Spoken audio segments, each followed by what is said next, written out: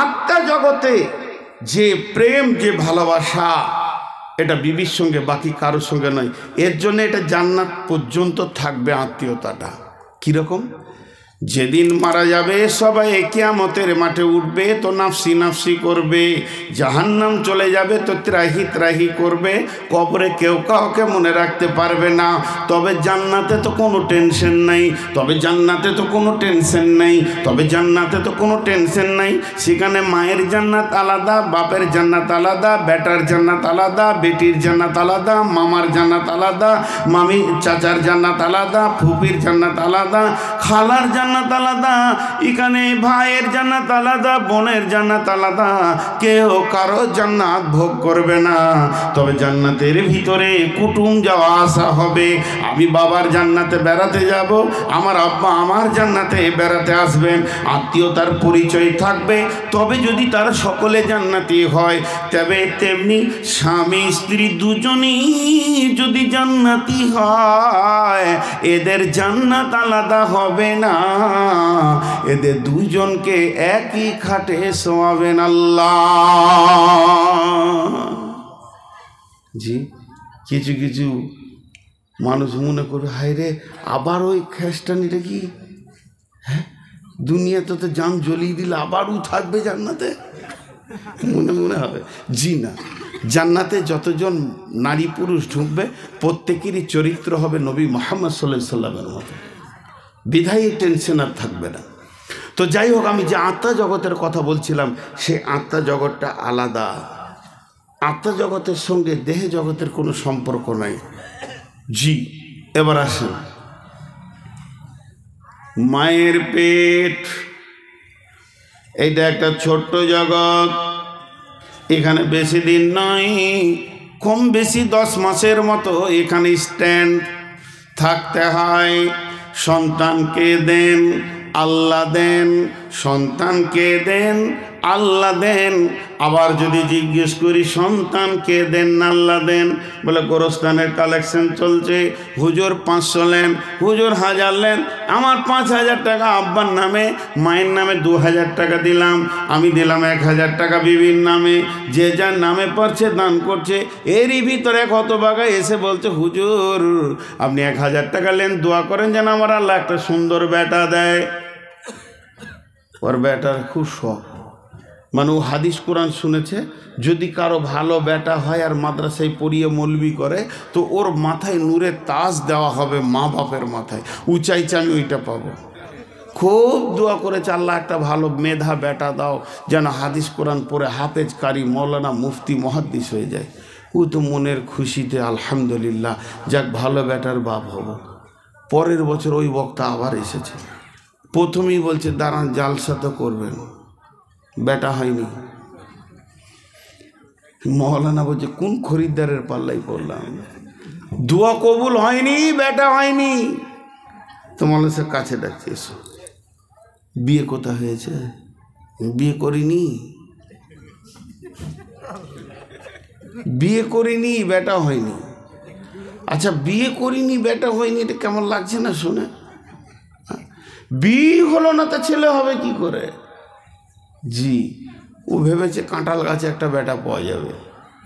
বিয়ে করো, পরের মেয়েকে মহারানা দিয়ে হারাম মেয়েকে হালাল করো, তারপরে তাকে তুমি বিছানায় নিয়ে এসো।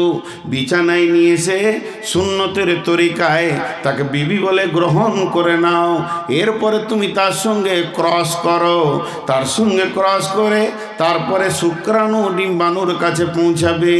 তারপরে আস্তে আস্তে বাচ্চা তৈরি হবে। ওই বাচ্চাটা সুন্দর করে যখন পৃথিবীতে আসবে, কোরআনের হাফেজ হবে, মৌলানা হবে, মুফতি হবে। তাহলে বাচ্চা দেন কে? আল্লাহ যদি দিলে তো বিয়ে কেন করতে হলো? আল্লাহ যদি দিলে তো বিয়ে কেন করতে হলো? বাচ্চা দেন কে? আপনি আমি বলছি আল্লাহ, কিন্তু যুক্তি দেখাচ্ছে না। বাচ্চা হয় ডিম্বাণু শুক্রাণুর ক্রসে, আল্লাহ তো বাচ্চা দেয় না, স্বামী স্ত্রীর ক্রসে হয়। তাহলে বাচ্চার মালিক আল্লাহ নয়, বাচ্চার মালিক হলো মানুষের ভিতরে। জি না। বাচ্চা কে দেন? সকলে একবার মুখ খুলি, বাচ্চা কে দেন? আল্লাহ। এর প্রমাণটা নিয়ে এলেন। তাহলে স্বামী স্ত্রী ক্রস করে সম্পর্কটা কোথায় যায়? জি, স্বামী স্ত্রী ক্রস করে সম্পর্কটা কোথায় যায়? স্বামী স্ত্রী যখন ক্রস করে তো আল্লাহ বলছেন, হাল আতা আলাল ইনসানি হিনুম মিনাদ দাহরি লাম ইয়াকুন শাইয়্যাম মাযকুরা ইন্না খালাকনাল ইনসানা মিন নুতফাতিন আমসাজিন নাবতালিহি ফাজআলনাহু সামিয়াম বাসীরা। আবার আল্লাহ বলছেন, ওয়াস সামাই ওয়াত তারিক ওয়া মা আদরাকা মাত তারিক আন-নাজমুস সাকিব ইন কুল্লু নাফসিন লাম্মা আলাইহা হাফিজ ফালিয়ানজুরিল ইনসানু মিম্মা খুলিকা মাইন দাফিক ইয়াখরুজু মিন বাইনিস সুলবি ওয়াত তারাইব ইন্নাহু আলা রাজিহি লাকাদির। আল্লাহ বলছে, আমি পুরুষের পিঠ থেকে আর নারীদের বুক থেকে আমি শুক্রাণুকে টেনে আনি। পুরুষের পিঠ থেকে শুক্রাণুকে টেনে আনি আর নারীদের বুকের ভিতর থেকে ডিম্বাণুকে আনি। তারপরে তাদের দুইজনকে কাছাকাছি করে দিই। মিন নুতফাতিন খালাকাহু, কোন জিন থেকে তুমি তৈরি হয়েছো? মিন নুতফাতিন খালাকাহু ফাকাদ্দারা, আমি এর থেকে সুন্দর করে তোমাকে বানাই। আদিমে জামিন সুফরা ইলমে ও যে দুশ্মন বাড়ি খাচে লাগিরে দাও। নিহাদ লাল ফিরোজ দর সুলবে সং গুলে লাল দর শাখ ফিরোজ রং। আল্লাহ তাবারক ওয়া তাআলা বলছেন যে, শুনে নাও, আমি তোমাদের পেটের ভিতরে যে পুতলাটা তৈরি করি, এটা মা বাপের শুক্রাণু এবং ডিম্বাণুর ভিতর থেকে আস্তে আস্তে ওটা বীর্যটা রক্তপিণ্ড, তার ভিতর থেকে আস্তে আস্তে চোখ কান, একটা পুতুল, একটা সুন্দর অবয়ব পরিপূর্ণ রূপ হতে 120 দিন লাগে। 120 দিন লাগে। 340 দিনে 3 রকম পরিবর্তন ঘটে যায়। যখন ওটা 120 দিনে পুরো পুতুলটা তৈরি হয়ে যায়, তখন আমার আল্লাহ ফেরেশতার মাধ্যম দিয়ে ওই গোডাউন থেকে জান্নাতুল ফেরদাউসের ভিতরে যে গোডাউনটা আছে, আদমের পিঠ থেকে যে আত্মাগুলো বের করেছে, ওই একটা আত্মাকে বলে, চলে যা, তুই সিধা চলে যা নদিয়াতে, দেখা অমুক গ্রামে এক মহিলার পেটে একটা লাশ পড়ে আছে, জীবিত নয়, ওটা একটা পুতুল পড়ে আছে, এই পুতুলটার ভিতরেই তোমাকে থাকতে হবে। তাকে ফেরেশতা এসে সেখানে দিয়ে চলে যায়। আত্মাটা এসে প্রথমেই লাশ দেখে, তারপরে তার ভিতরে ঢুকে যায়। যখন বাচ্চাটা আত্মা পেয়ে যায়, পুতুলটা আত্মা পেয়ে যায়, ও তখন নড়ে উঠে।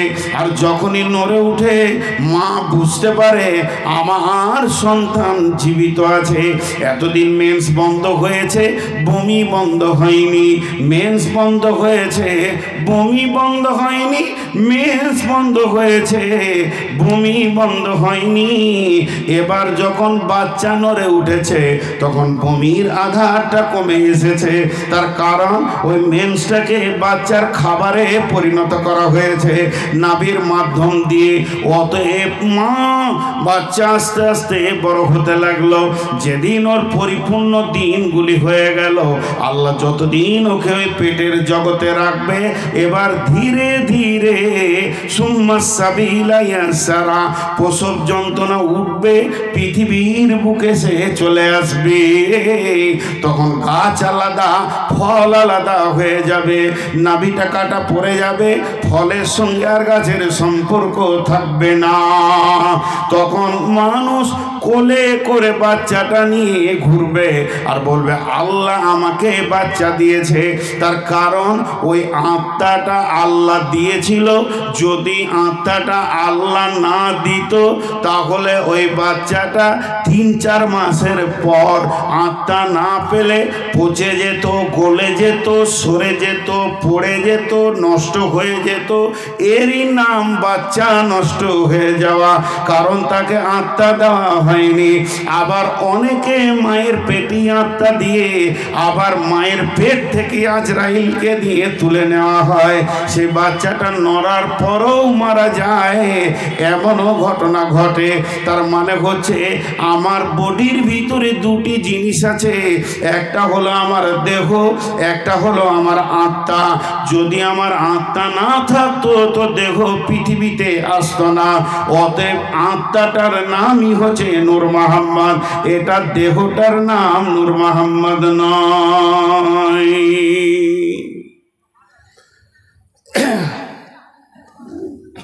চশমাটা নূর মোহাম্মদের, মোবাইলটা নূর মোহাম্মদের, এই মোবাইলটা নূর মোহাম্মদের, ব্যাসটা নূর মোহাম্মদের, কলমটা নূর মোহাম্মদের, এক জায়গায় করে দিলাম, এটার নাম নূর মোহাম্মদ হয়ে গেল? কথা বলে না? নূর মোহাম্মদ কেউ আছে যার এই মালগুলো, কথা বুঝতে পেরেছেন? আমাকে পিস করেন, পিস করে হাত পা ছিটিয়ে দেন, মানুষ খুঁজাখুঁজি করবে, দে বলবে এই দে নূর মোহাম্মদের মাথাটা পেয়েছি। তাহলে নূর মোহাম্মদের মাথা, তাহলে নূর মোহাম্মদটা অন্যজন। কথা ঠিক না ভুল? এক্ষুনি বন্যা হয়ে গেল, কিংবা বড় সাইক্লোন হয়ে গেল, 25-30টা লাশ পড়ে আছে, আমার লাশটা দেখলে কি বলবে? কার লাশ? নূর মোহাম্মদের লাশ। তাহলে আমি আর আমার দেহ আলাদা। এটা আপনারা আমার দেহকে দেখছেন, আমাকে দেখতে পাননি। তাহলে আত্মা কে দেন? আপনারা খুব শীতে মুখ খুলতে পারছেন না, আর এলাকায় জালসা 10টায় শেষ হয়, কিন্তু আমি ভ্যান ভ্যান করছি, এই জন্য আগে বলছেন না। আত্মা কে দেন? আল্লাহ। যেহেতু আত্মার মালিক যখন আল্লাহ, তো দেহর মালিকও আল্লাহ, বিধায় আত্মা যখন আল্লাহ দিয়েছেন, তো সন্তান কে দেন? আল্লাহ। তা মায়ের পেটটা হলো গ্যারেজ। চলেন এবার দুনিয়া নিয়ে বলবো। বিসমিল্লাহির রহমানির রহিম। ইয়া আইয়ুহাল্লাযীনা আমানু মা লাকুম ইযা ক্বিলা লাকুম ইনফিরু ফী সাবিলিল্লাহি তাকালতুম ইলাল আরদি আরাদিতুম বিল হায়াতিদ দুনিয়া মিনাল আখিরা ফামা মাতাউল হায়াতিদ দুনিয়া ফিল আখিরাতি ইল্লা কালিল।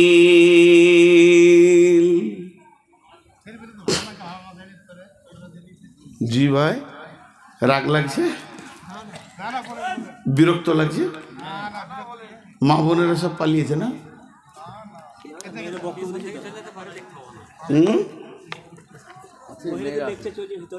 ও, ওখানে আলাদা বক্তা আছে? দেখেন, এখানে একটা কথা বলি, যে কোটি লোক আছেন, এই আয়াতটা খালি তর্জমা শুনে চলে যাবেন। আরও দুটো আয়াত পড়েছি, যদি আপনাদের মন না চাই তো বলবো না। এই আয়াতটার ভিতরে কত তথ্য আছে দেখেন। ডাক্তারখানা যখন যাবেন, তো ডাক্তার এখানে হাত দেয়, দিয়ে বলে কি হয়েছে, এটা আরবিতে হবে মা লাকুম, কি হয়েছে তোমার। ধৈর্য ধরে শুনেন, মা লাকুম, কি হয়েছে তোমার। তো আল্লাহ ওটাই বলছে, ইয়া আইয়ুহাল্লাযীনা আমানু, হে ইমানদারেরা, মা লাকুম, মা লাকুম, কি হয়েছে তোমাদের। একটা লোক ডাক্তারখানা ঢুকছে, আর তার আগে এরম করছে, হ্যাঁ হ্যাঁ হ্যাঁ। ডাক্তার বসি বসে একটা ইঞ্জেকশন, দুটো ট্যাবলেট, একটা সিরাপ লিখে দেন। ডাক্তার তখন জিজ্ঞেস, তুমি ডাক্তার না আমি ডাক্তার? তখন বলছে আপনি। বলছে চুপ করো, কি হচ্ছে বলো। ঘন ঘন পেশাব, ঘুম আসে না, খেতে ভালো লাগে না, এনার্জি লস। ডাক্তার বলছে সুগার। এক কথায় মেরে দিলে, তোমার কি সুগার। তো এটা হলো দেহের রোগ। দেহের রোগ আলাদা, আত্মার রোগ আলাদা। একটা লোক বিড়ি খায়, এটা দেহের রোগ না আত্মার রোগ? জোরে বলেন না, আত্মার। একটা লোক চুরি করে, খিস্তি করে গাল দেয়, এগুলো কিসের রোগ? আত্মার রোগ।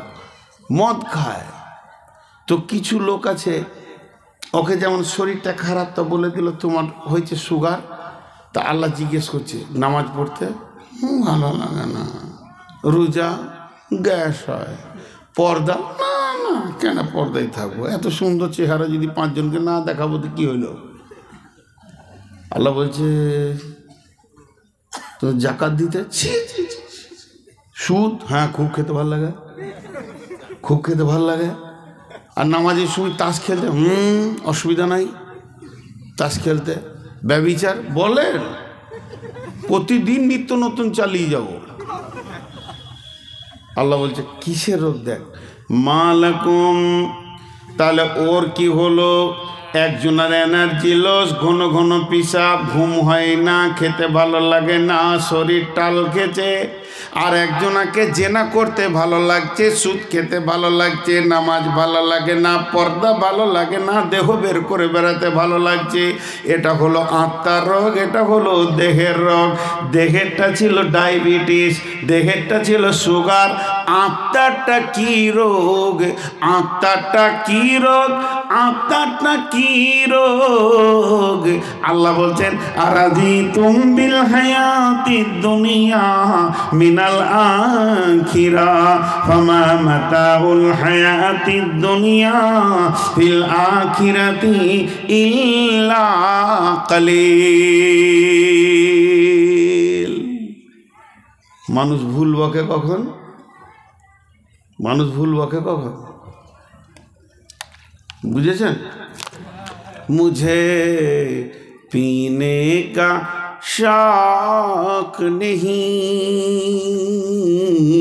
पीता हूँ मैं गम भुलाने को। বোতল খেলে মানুষ ভুল বকে। तो शेख सादी की बोलছেন, गम दुनिया माखोर के गम गमे आस, हम गम हाँ फरूतन अजियास। गम दुनिया माखोर के बेहुदा आस, हिचका से दर दुनिया नया सुदास। या इलाही बदे तू तौफीकम, रहबनुमा जुज़बे जिया तहकीकम। शेख सादी বলছে পৃথিবীতে যতগুলি নিশা আছে এক জায়গায় জমা করে দাও। একটা লোককে যদি সন্ধ্যার সময় 1 বোতল কেন 2 বোতল খাইয়ে দাও, ওর হুঁশ থাকবে না, কিন্তু ভোরবেলায় হুঁশ ফিরে পেয়ে যাবে। একটা লোক যদি ভোরবেলায় হেরোইন খায়, সন্ধ্যার সময় নিশা কেটে যাবে। পৃথিবীর বুকে, পৃথিবীর বুকে, পৃথিবীর বুকে যত নিশা আছে একবার সেবন করলে আর একবার কেটে যায়। কিন্তু এমন একটি নিশা আছে, ওই নিশাটা মাতালে খায়, চোরে খায়, লম্পটে খায়, দাগাবাজে খায়, সুদারুতে খায়, জুয়ারিতে খায়, মলবিতে খায়, মৌলানাতে খায়, মুফতি খায়, মহাদ্দিস খায়, মাস্টার খায়, ডাক্তার খায়, ইঞ্জিনিয়ার খায়, পৃথিবীর সব মানুষ খায়। আর ওই নিশাটা এত কঠিন নিশা, ওটা কাটাবার কোনো সময়সীমা নাই। ওটা একমাত্র কাটাতে পারবে যে ফেরেশতা, ওর নাম আজরাইল। সেই নিশাটার নাম বলতে পারবেন? হ্যাঁ, আখ। ঘুমের ঘরে ভুল বকছেন নাকি? হ্যাঁ, একজন ট্রেনে শুয়েছিল, বলছে পুরি তরকারি, পুরি তরকারি, বলছে দে তো 5 ডজন, প্যাট ভরে খেয়ে নিয়েছে। এসে বলছে পয়সা দাও, বলে কিসের পয়সা? তুমিই তো বললে সরকারি পুরি। কি বলছে? অত জোর চিল্লাইছে, নিজের বউকে ডাকতে গেলে অত জোর চিল্লাইতে হয়? কোন গাধারে রাতে বউ ডাকছে, আবার চিল্লাইছে। হ্যাঁ দেখো তো, আমি যে কথা আপনাদেরকে বলছি সেই নেশাটার নাম জানেন? আমিও খাই। আমি মাইকে বলছি, আমি নূর মোহাম্মদের নেশাটা খাই। থ্যাম্বেল যদি দেখতে পাই কালকে, যে মদের বোতল মুখে লাগানো যায়, ইউটিউবার কাউকে ছাড়বো না। সে নেশাটা কি জানেন? খুব ভালো করে শুনেন, ওই নিশাটা সবাই খায়। একটা খালি স্বপ্নের কথা বলে দিলেই বুঝে নেবেন। একটা ছেলে, গুলজার অবস্থায় পড়েছিলাম, গুলসেতাতে পড়েছিলাম। একটা ছেলে তার শিক্ষককে এসে বলছেন, হুজুর আমি রাত্রিবেলায় একটা স্বপ্ন দেখলাম, স্বপ্নের মানেটা বুঝতে পারছি না, শুধু আপনার কাছে বুঝতে এসেছি, আপনি যদি একটু বুঝিয়ে দেন তো স্বপ্নটা বুঝতে পারবো। তো বলছে, কি দেখেছো বাবা?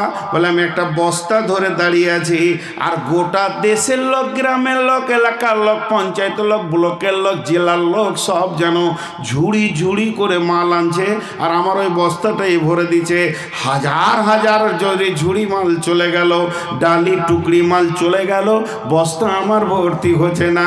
কিন্তু একজন মুরব্বী আসলো খালি হাতে, আর জমিন থেকে এমনি করে মাটি তুলে নিয়ে আমার বস্তাতে যখনই 3 মুষ্টি দিয়ে দিল, গোটা বস্তাটা চুর হয়ে গেল। আর তখন তার ওস্তাদ বলছে, বাবা রে, তুমি যে স্বপ্নটা দেখেছো, সারা পৃথিবীর মাল যদি তোমাকে মালিক বানিয়ে দেওয়া হয়, তোমার মন ভরবে না, তোমার মনের আশা মিটবে না, যতদিন তোমার বুকে মাটি না চেপেছে। এ নিশার নাম হচ্ছে দুনিয়া। এ নিশাটার নাম কি? দুনিয়া। দুনিয়াতে যাকে কেটে দিবে, নিশা যে খেয়ে নেবে, সে আর হুঁশে ঠিক রাখতে পারবে না। সে আর সুদ, বাড়ি, জুয়া, বেইমানি, খালি টাকা হলেই হলো, ঝামেলা শেষ। দুনিয়ার নিশাতে মানুষকে বেশি পাগল করে মদের থেকেও। জি, দুনিয়ার নিশা মানুষকে বেশি পাগল করে। এক হাজি সাহেব ছোট মেয়েটার বিয়ে দেবে, ওই চলে আসবে পলাশি থেকে ছেলে বিয়ের জন্য, আর মাত্র 2 মাস আছে, চারিদিকে কাজে ব্যতিব্যস্ত লেগে গেছে। হাই সাহেব একটা মিস্ত্রিকে ডেকে বলছে, এখানে গেটটা সুন্দর করে, পাশে একটা চেম্বার করে সুন্দর পায়খানা একটা ব্যবস্থা করে দাও, মেহমানরা যেন স্টাইলস ফালিশ দিয়ে করতে হবে, মেহমানরা যেন এইদিকে পায়খানা ফিরে, ভিতর থেকে যেন ওইদিকে মেয়ে ছেলে মেহমানরা ফিরে, খুব সুন্দর ক্যাপাসিটি করছে, আর তাড়াহুড়ো করছে এইদিক ওইদিক ওইদিকে, এটা কর না রে, ওটা কর না রে। মিস্ত্রি বলছে, চাচা চেম্বারটা 4 আর 10, 4-6 করে দিলেই 20-50 বছর চলে যাবে, 20-50 বছর চলে যাবে। তখন ওর বড় বেটা বলছে, আব্বা কি করবো? আরে তোকে বললাম রডগুলো নিয়ে আই গা। খেপে গেছে এবার, রডগুলো নিয়ে আই গা, তোকে বললাম, এখনো দাঁড়িয়ে আছিস? সিমেন্ট 20 বস্তা, রড 2 কুইন্টাল নিয়ে আয়। এটা বড়টাকে বলেছে। আর মিস্ত্রি তখন বলছে, 50 বছর কোনো ব্যাপার নাই, চেম্বারটা ভর্তি হবে না, 100 বছর আমি এটা করে দিই। তখন বলছে, 15-8 কর। 50 বছর কি বলছিস? তোর হুঁশ আছে? 200-400 বছর যেন নষ্ট না হয়। আর 200-400 বছর এই জোরে বলতে গিয়েছে, আর ঘাড়ের রগটা কট করে ছিঁড়ে যায়। 4 মিনিটও থাকলো না, হাঁকবে তো দূরের কথা। এর নাম দুনিয়ার নেশা, এর নাম দুনিয়ার নেশা। আল্লাহ বলছেন, আরাজিতুম বিল হায়াতিদ দুনিয়া মিনাল আখিরা ফামা মাতাউল হায়াতিদ দুনিয়া ফিল আখিরাতি ইল্লা কালিল। দুনিয়া নামে সাপে যাকে ছবল মেরেছে, আর ওই বিষে যারা আক্রান্ত হয়ে গেছে, তাদেরকে কোনো আমল করতে ভালো লাগবে না, হাদিস কোরআন ভালো লাগবে না, মসজিদ ভালো লাগবে না, মাদ্রাসা ভালো লাগবে না, গোরস্থানের জালসা কি আর কোনো জালসা কি তাবলীগের জালসা ভালো লাগবে না, গান বাজনা আর লাফালাফি কুদাকুদি ভালো লাগবে।